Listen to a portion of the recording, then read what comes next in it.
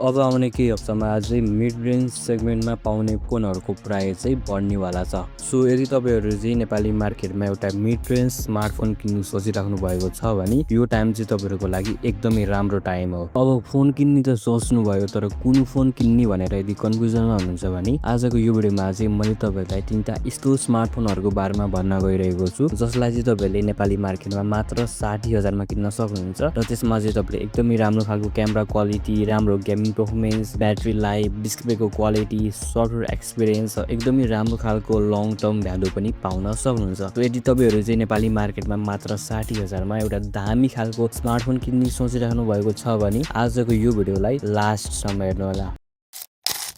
Number 3 मा चाहिँ मैले नथिङ फोन 3A भन्ने फोनलाई राखेको छु, जसमा चाहिँ तपाईँले एकदमै दामी खालको डिजाइन पाउन सक्नुहुन्छ। यसमा तपाईँले स्न्यापड्रागन 7S Gen 3 को chipset, 120 hertz AMOLED display, 5000 mAh को ब्याट्री, 50 मेगापिक्सलको सोनी क्यामेरा र एकदमै राम्रो खालको लाइटिङ पनि पाउन सक्नुहुन्छ। यो फोनमा चाहिँ तपाईँले पर्फर्मेन्स चाहिँ एकदमै सलिड पाउन सक्नुहुन्छ। यदि तपाईँहरू PUBG, call of duty mobile legend जस्तो हेभी गेमहरू यदि खेल्नुहुन्छ भने यो फोन चाहिँ तपाईँहरूको लागि एकदमै राम्रो हुन सक्छ। प्लस यसमा क्यामेरा एकदमै राम्रो रहेको छ। सेल्फीहरू भयो, डे लाइटमा फोटो, नाइटमा फोटो, सबै फोटोहरू एकदमै राम्रो आउँछ। अनि तपाईँको यो फोनको डिजाइन पनि एकदमै कुल रहेको छ। प्लस यसमा चाहिँ तपाईँले केही पनि एड्सहरू देख्नुहुँदैन, अननेसेसरी एप्सहरू छैन, एकदमै क्लिन एन्ड्रोइड चाहिँ तपाईँले यो फोनमा पाउन सक्नुहुन्छ। सो यो फोनको चाहिँ तपाईँले क्यामेरादेखि लिएर सबै कुरा चाहिँ एकदमै दामी पाउन सक्नुहुन्छ। सो यदि तपाईँहरू चाहिँ 60,000 मा एउटा फोन किन्नु सोचिराख्नु भएको छ, तपाईँहरूलाई चाहिँ गेमिङमा चाहिँ एकदमै इन्ट्रेस्ट छ, तपाईँलाई चाहिँ एकदमै राम्रो पर्फर्मेन्स भएको फोन चाहिएको छ भने चाहिँ यो फोन चाहिँ तपाईहरुको लागि एउटा राम्रो चोइस हुन सक्छ। नम्बर 2 मा चाहिँ मैले Vivo V50 भन्ने फोनलाई राखेको छु, जसमा चाहिँ तपाईले क्यामेरा एकदमै बबाल पाउन सक्नुहुन्छ हैन। यसमा स्न्यापड्रागन 7 Gen 3 को चिपसेट, चेस क्यामेरा सिस्टम, 6000 mAh को ब्याट्री, 90 वाट को फास्ट चार्जिङ स्पिड र एउटा क्वाड कर्भ एमोलेड डिस्प्ले पाउन सक्नुहुन्छ। यो फोनमा चाहिँ तपाईले क्यामेरा एकदमै दामी पाउन सक्नुहुन्छ। यदि तपाईहरुको चाहिँ प्रायोरिटी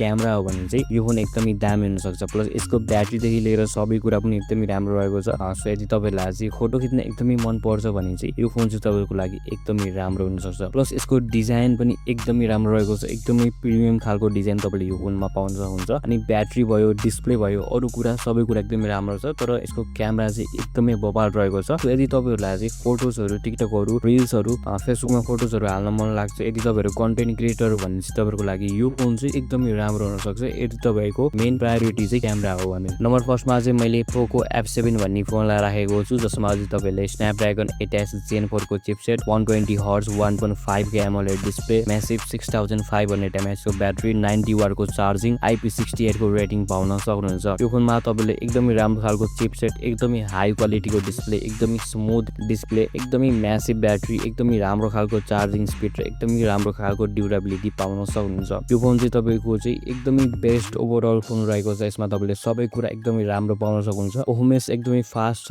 गेमिङ तपाईको एकदमै मजाले हुन्छ, यसमा कुनै पनि प्रब्लमहरु फेस गर्नु पर्दैन, ब्याट्री एकदमै राम्रो छ। डिजाइन र बिल्ड क्वालिटीको बारेमा कुरा गर्नु पर्दा पनि सबै कुरा एकदमै राम्रो रहेको छ। बट यसमा चाहिँ क्यामेरा चाहिँ त्यति गतिलो मलाई लागेन। लास्टमा चाहिँ मैले के भन्छु भन्दाखेरि यदि तपाईहरुलाई क्यामेरा मेन प्रायोरिटी हो भने चाहिँ तपाईहरुले Vivo V70 भन्ने फोनलाई चुज गर्न सक्नुहुन्छ। यदि तपाईहरुलाई चाहिँ बेस्ट ओभरअल फोन, सबै कुरा राम्रो भएको फोन चाहिएको छ भने पोको F7 फोनलाई चुज गर्न सक्नुहुन्छ। यदि तपाईहरुलाई चाहिँ राम्रो सफ्टवेयर प्लस गेमिङ परफर्मेन्स चाहिएको छ भने नथिङ फोन 3A चाहिँ चुज गर्न सक्नुहुन्छ। अथवा तपाईलाई चाहिँ एउटा युनिक टाइपको फोन चाहिएको छ, युनिक डिजाइन भएको भने नथिङको फोन पनि तपाईले चुज गर्न सक्नुहुन्छ। बाकी यदि तपाईहरुलाई कुनै पनि कन्फ्युजन छ भने तल कमेन्ट बक्समा कमेन्ट गर्न सक्नुहुन्छ। भिडियो राम्रो लाग्यो भने चाहिँ लाइक, शेयर र सब्स्क्राइब गरिदिनु होला। I will see you in the next video.